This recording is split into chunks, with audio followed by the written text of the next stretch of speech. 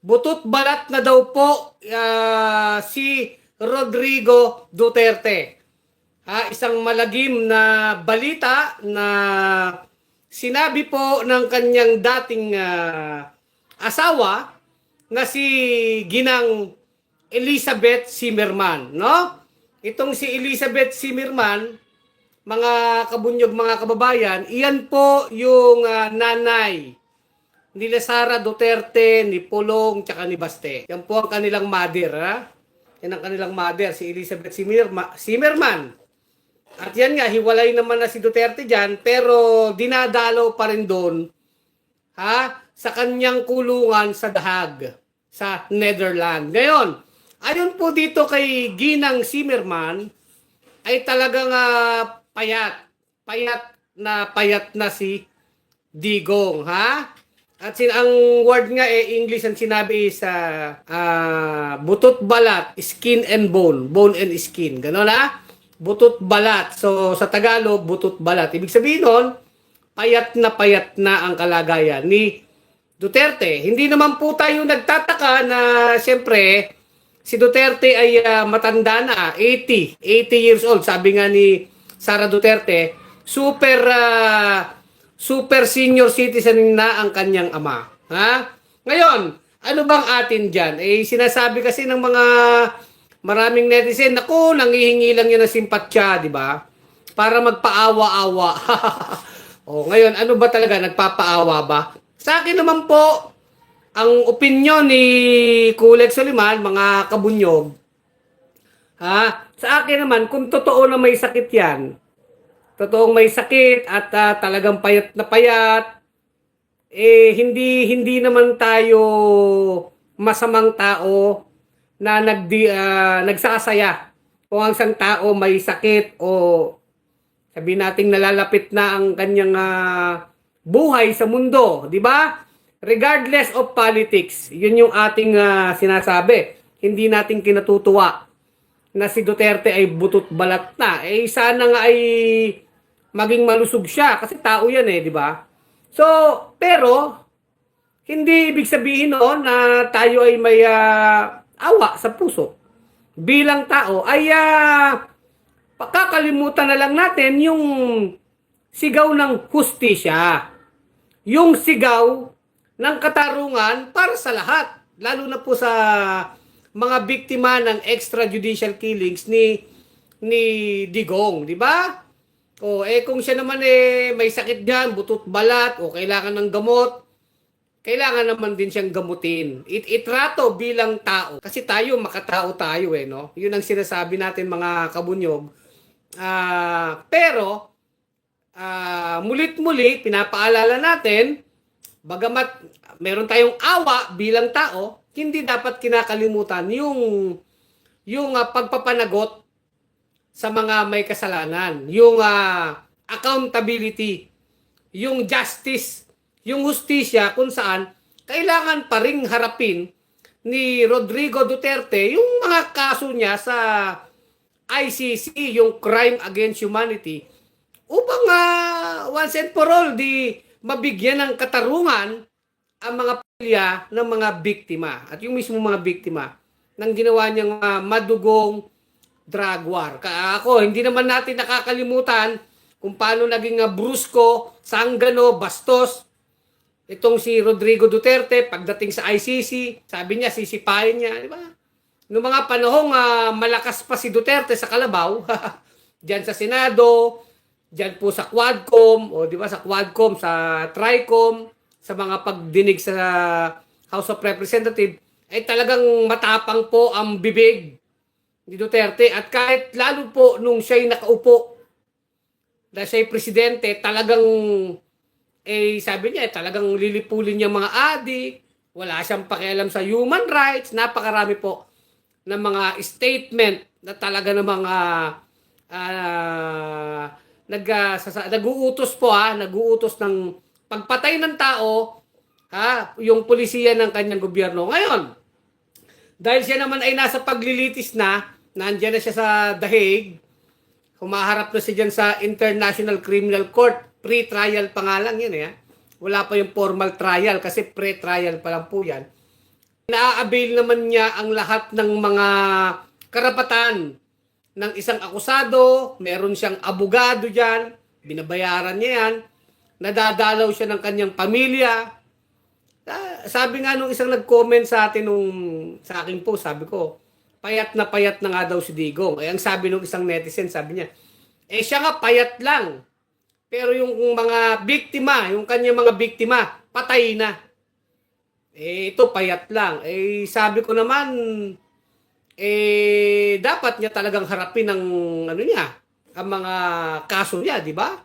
Yun nga, sabi ko, yung natatamasa ni Duterte ngayon na karapatan na siya ay alagaan, karapatan na siya ay magamot, karapatan na madalaw siya ng pamilya niya, karapatang mabuhay ay natatamasa ni Duterte. Yan yung bagay na ipinagkait niya sa mga biktima ng drug war niya na hinusgahan na lang bala. Hinusgahan ng bala, pinatay na lang. Na ngayon ay patay na yung mga tao na yan. Hindi na sila mayayakap ng kanilang pamilya. Hindi man lang sila madadalaw sa kulungan. Kung madadalaw man, sa sementeryo na lang. Patay na nga eh. So yun yung mga bagay na pinagkait sa mga pobre ng mga tao, lalo sa mga mahirap nating kababayan na biktima ng drug war, di ba? Pero itong mga karapatan na yan, nakukuha ngayon ni Duterte. Dahil bilang tao, di ba? Kaya nga yun yung irony ng kanyang kalagayan ngayon. At sabi ko nga, tayo bilang makatao, regardless of politics, kung may sakit siya, payat na payat siya, bahala ang Diyos. Naniniwala tayo, Diyos lang ang maghuhusga sa buhay ng tao. Kaya nga tumututol tayo dyan sa mga extrajudicial killing. Wala naman sa kamay natin ang buhay ng tao. Di ba? Pero sa panahon ni Duterte, hinusgahan ng bala. Mga pulis ang mga hukom ng buhay. Si Duterte, patayin nyo. Di ba mga DDS? Ngayon, si Duterte, may sakit na, matanda na. Ngayon, sasabihin, human rights, matanda na, kawawa naman. Pero sana, ito, eye-opener. Mabuksan ang isip ng mga DDS. Kung naaawa kayo sa tatay ninyo na matanda na, may sakit na. Sabi nga, butot balat na. Naaawa kayo. Sana maawa din kayo sa mga kapwa nyo tao na biktima ng drug war. Di ba? Basic yon. Yung mga tao na yan, sabi mo pang addict o pusher, kung ano man, hindi sila nabigyan ng pagkakataon na humarap sa korte. Hindi nabigyan ng pagkakataon na magkaroon ng abogado, ipagtanggol ang sarili. O sa huling sandali, mayakap sila ng pamilya nila. Wala pinatay na ng mga pulis. Pinatay sa utos at pulisiya ni Duterte. Di ba yun yung irony ng nangyayari ngayon? Kaya tayo, sinasabi ko lagi, ayan natin tayo huhusgahan, dalawang bagay. May batas ang Diyos. Pag tayo namatay, di ba? Batas ng Diyos yan pag namatay tayo. Naniniwala ako lahat yan ay pagsusulit natin. At batas ng tao habang tayo nabubuhay. Huhusgahan tayo ng batas ng Diyos kung tayo'y patay na at habang nabubuhay pa tayo sa mundo, batas ng tao ang iiral. Di ba? Bakit batas ng tao? Buhay pa tayo. Si Duterte, buhay pa. Harapin niya ngayon ang batas ng tao diyan sa International Criminal Court habang siya ay nakakulong. Sabi ko nga sa inyo, lahat ng bagay may pagsusulit, di ba? Sabi nga nung iba, nagpapaawa daw. Baka daw kumukuha lang ng simpatya. Ako naman, tingin ko baka nga payat na, 80 years old na nga naman. Talagang may sakit na yan. Siyempre, ko ba naman, malaya ka, tapos bigla ka nakulong dyan. Kaya lang, sa ganyan mang kalagayan nila ni Duterte, mayabang pa rin si Sara Duterte. Napakayabang pa rin ni Polong, ni Baste. Walang mga pagsisisi Yung mismo mga anak ni Duterte. Ewan ko lang si Duterte kung may pagsisisi siya sa buhay niya. Pero para sa akin, sana magsisi na lang Magsisi ka na lang dyan, Rodrigo Duterte, sana mapatawad ka ng Diyos. Pero bago ang kapatawaran ng Diyos, dahil buhay ka, harapin mo ang batas ng tao, ang hustisya. At yun yung ating pinaglalaban dito, pinagsisigawan noon pa. Yung hustisya, katarungan para sa mga biktima. Ngayon, bilang tao naman, kung butot balat ka na, dapat ka naman dyan na alagaan ka rin dyan sa kulungan. Hindi naman pwedeng imaltrato ka dyan. At syempre, sa bansa naman na yan, hindi naman minamaltrato ang mga nakakulong. Di ba? Basta tayo, makatao tayo, may awa tayo, makatao tayo, pero hindi natin kinakalimutan, may awa, pero may hustisya. Di ba? Awa at hustisya. Ibigay natin yung awa kay Duterte bilang tao. Dahil tayo yung mga makasalanan. Oh. Hindi naman ako nagpapastor-pastor dito. Lahat tayo makasalanan. Ibigay natin sa Diyos yun, sa Panginoon. May sakit siya, gumaling sana siya, humaba ang buhay niya, bahala ang Diyos, ipagpasa Diyos natin.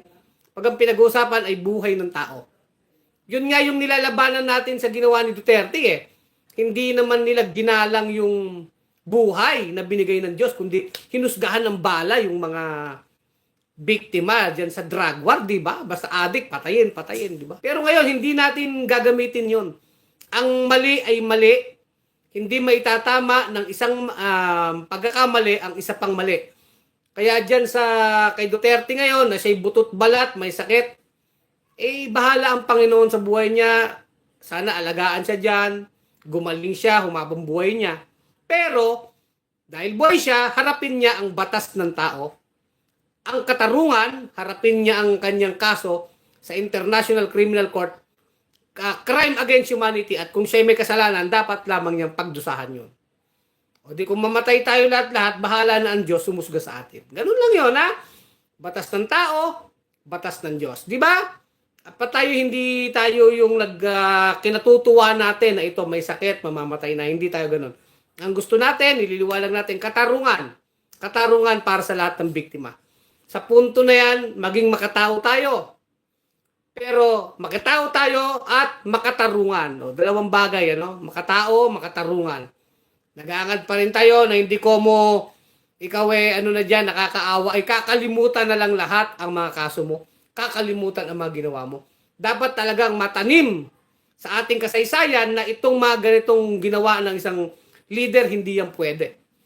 Yung paglansakang pagpatay ng tao, ilang libo yung pinatay eh. So talagang katarungan tayo, no? Katarungan. Ano? Karma na yan, Sir Kulek, sabi ni Big Can. O, sabihin mo naman natin karma yan or ano, ang sa atin talaga dito ay hindi naman tayo halimaw na kagaya nila. Na basta buhay ng tao, wala tayong pakialam. Kaya, yun nga yun di ba? Kaya tayo nakikipaglaban para sa buhay ng tao, karapatang pantao. Precisely kasi makatao tayo. Di ba? Kaya hindi natin gagawin yan sa iba. Kriminal ang mga namatay sa panahon niya. Kahit nga kriminal Bakit pag kriminal ba? May sinabi ba sa batas na ikaw, snatter ka, drug pusher ka, babariling ka na? Hindi, meron tayong korte, may justisya, kaya may hukom. At kung nagkasala, paparusahan ng hukom. Pero bago parusahan, ililitisin, ipagtatanggulan sa due process. O kung may kasalanan, ikulong ka. May batas Hindi pwedeng papatayin mo na lang. Hindi katarungan yun di ba? O di ba? Ay sabi mo pang kriminal yun, di ba Sylvia Sumang? Yan yung sinasabi natin. No? O Edwin Abon, ang hustisya ay sa mga victims. Ang tawag dyan ay karma, di natutulog ang Diyos. Tama ka naman dyan, Edwin Abon. Sang-ayon ako dyan. Dapat talaga ang hustisya ay ibigay sa mga biktima. At hindi na talaga yan. Dapat talagang haharapin ni Duterte ang kaso niya. Kahit pa siya butot balat na.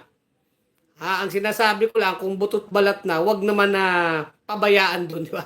Mali naman, di ba? Parang, sige, mabuhay ka, pero harapin mo ang iyong mga pagkakasala. Ganun lang yon.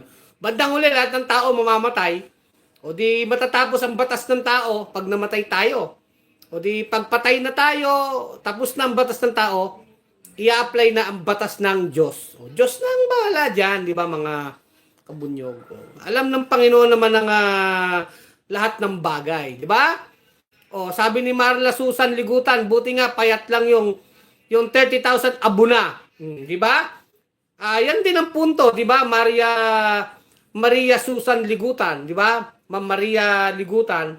Oo nga, siya nga payat nga lang yung 30,000 abuna. Yun nga Kaya nga swerte pa rin si Duterte, nakakamtam niya yung mga katarungan, yung karapatang pantao, yung karapatan sa doktor, karapatan sa nurse, karapatan na magpagamot, karapatan na madalaw ng pamilya niya, na-enjoy pa ni Duterte yan. Pero yun nga, yung mga pinatay na abo na, kalansay na, bangkay na, wala, zero na. Hindi na sila madadalaw, makakausap ng kanilang pamilya. Yun nga, yan ang totohanan din dyan. Ano? Maria Susan Ligutan, di ba? Ramiel, may proseso na dapat daanan, patas ang batas. Sabi ni Ramiel. Eksakto, kaya nga tayo proseso. Di ba? Kaya ako sinasabi ng mga dides, inaape. Hindi po inaape. Dumadaan sa proseso. In fact, ang mahal-mahal ng bayad ni Duterte kay Koopman, meron pa siyang abogado.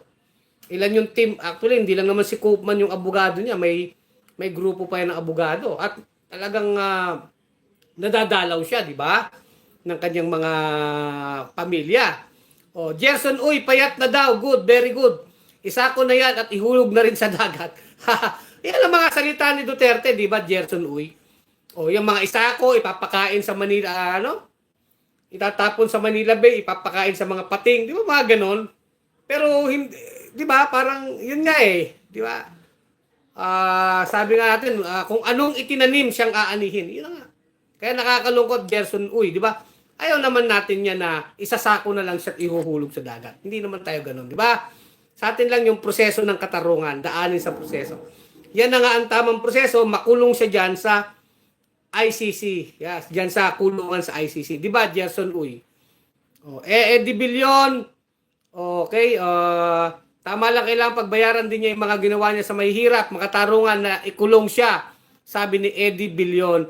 Alfred Banyo, painumin ng vitamins para tumaba. Formalin. Grabe naman kayo. Yung formalin sa bangkay na yun, di ba? Nagjo-joke-joke ka lang naman siguro, no? Alfred Banyo. Hindi naman tayo masama. Hindi tayo ganon. No? Ano tayo Pagdating sa buhay ng tao, ibalato natin kay Lord. Lord ko, bahala sa buhay ng tao. Basta tayo yung batas ng tao, no? Yung batas natin, yung international law, ay ating gumulong ang hustisya, no? Bandang huli, makakamtan ang hustisya. Di ba, Alfred Banyo, no? So, ang gaganda ng mga comment nyo, alam ko naman na talagang, si Ben Barcelon pala, nandito na, Ben Barcelon.